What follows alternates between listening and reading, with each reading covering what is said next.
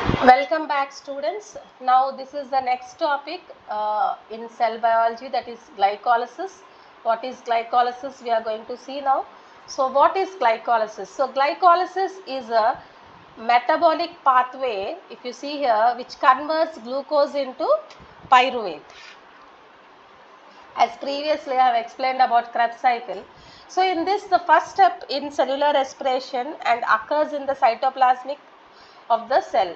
So glycolysis is an anaerobic process, meaning it does not require oxygen. It does not require oxygen. So what are the different steps of glycolysis we are going to see?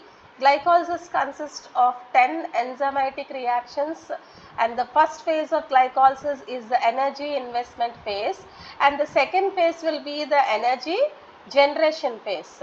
Okay. Next we will see energy investment phase. What is energy investment phase? So in the energy investment phase, 2 ATP molecules are hydrolyzed to activate glucose. Here 2 ATP molecules are hydrolyzed to activate glucose. So glucose is phosphorylated twice to form fructose 1,6-biphosphate. So this phase requires energy to start the breakdown of glucose. That is why it is called as energy investment phase. It will start to break down of, this phase is very important to break down of the glucose. So next one is energy generation phase, that is how the energy is being generated.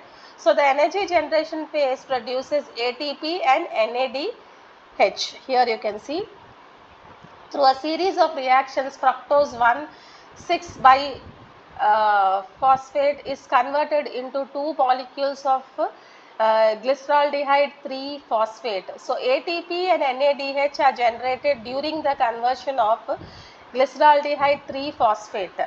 Here you can see. Next, what are the different products in glycolysis? So the end products of glycolysis are 2 molecules of pyruvate. Here you can see the phase. In addition to pyruvate, glycolysis produces 2 molecules of ATP and 2 molecules of NADH. Here you can see. Pyruvate can then either enter the citric acid cycle or be converted into lactate or ethanol.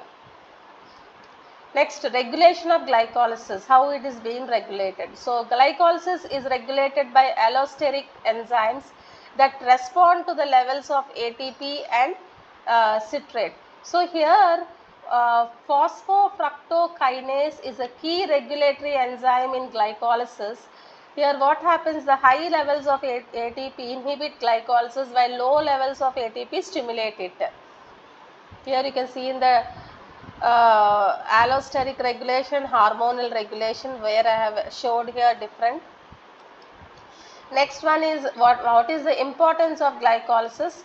Glycolysis is essential for generating energy in the form of ATP.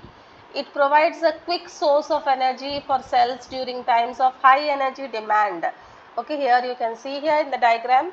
So dysfunction in this glycolysis can lead to certain metabolic disorders and diseases. Okay. So what is the different evolutionary significance of glycolysis? We will see now.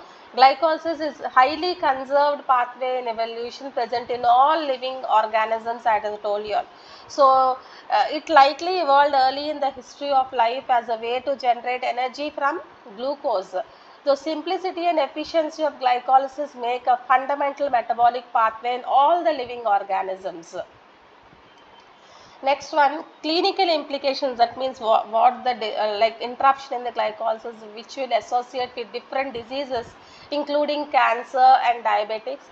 Understanding glycolysis also plays a crucial role for treatments and also for studying different metabolic disorders. Okay, and glycolysis inhibitors are being explored as potential anti-cancer agents also. So we'll see, finally we are going to see what is it finally? Glycolysis is a fundamental metabolic pathway that plays a crucial role in energy production.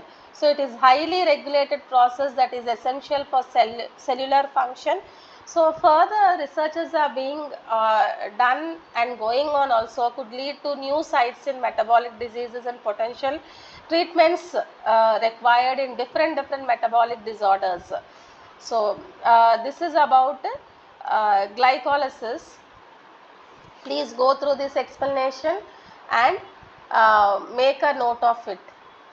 So if you see here, please make a note of it and write down after your Krebs cycle.